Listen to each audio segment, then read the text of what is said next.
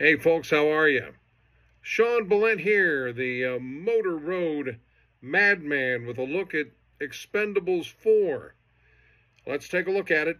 I checked it out Thursday night, all by my lonesome. Yeah, the screenwriters business, the SAG-AFTRA strike and the writer's strike, the gears of Hollywood's publicity machine pretty much have grinded to a halt. So it was a surprise, but less shocking surprise when I went to a sneak preview Thursday, and I was the only one in the theater, as if I were Siskel and Ebert or some other legendary movie reviewer and had the place to myself.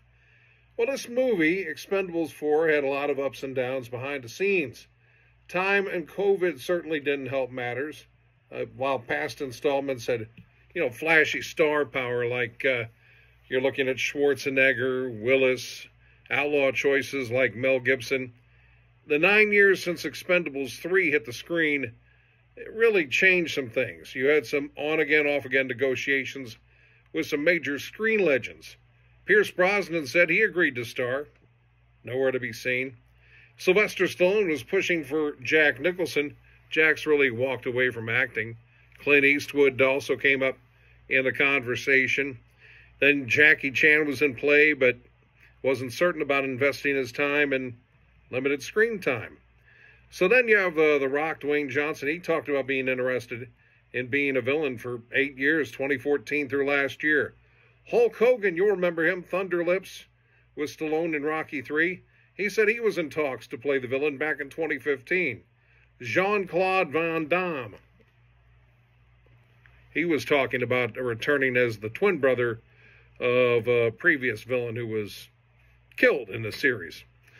Schwarzenegger was in the mix, so lots of familiar faces were in play, but no dazzling new arrivals, or returns for that matter, like Harrison Ford and Expendables 3.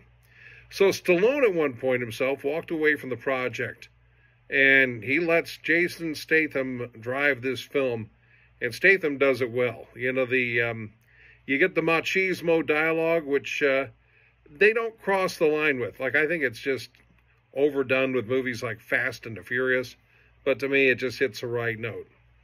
So Statham, his dedication to making fight scenes fresh and bringing just a great mix of martial arts and other disciplines, really shines through in this movie. He has great imagination. I don't know if I'd call it Jackie Chan level imagination. If you see Rumble in the Bronx, that will blow your mind. But he always brings something new. You have deliberately quirky characters like the past installments, but that doesn't really dominate this movie as much. Randy Couture is fun. He really delivers some great one-liners. Dolph Lundgren, quirky as ever. He has less to do in this film. New cast members come into play, and most of them are, fairly young. You get Curtis 50 Cent Jackson. He shined. He doesn't get the football a lot, so to speak, but he was good in his moments. So you didn't get the big-name villain, but Iko Uwais plays the villain here. He has some nice international screen credits. Very talented as a martial arts fighter on film. To me, he brings that kind of authenticity. He brings a certain cruelty, almost sadistic, like he's enjoying it to the role. But he doesn't overdo it. And to me, that is really a challenge. How to be that ruthless, heartless criminal, but not taking it over the edge too much. So he's no Jack Nicholson, but Jack Nicholson, you'd have to have a stand-in to do martial arts, or someone else would have to do his fighting. So, he makes a really good, complete villain for an action movie. Iko Uwais, really exceptional here. So we look at the biggest wild card in the movie. To me, that is the addition of Megan Fox to the series. Now, it's fun because she looks great in black. She brings some steamy scenes and does some good trash talking. However, don't look for any martial arts expertise.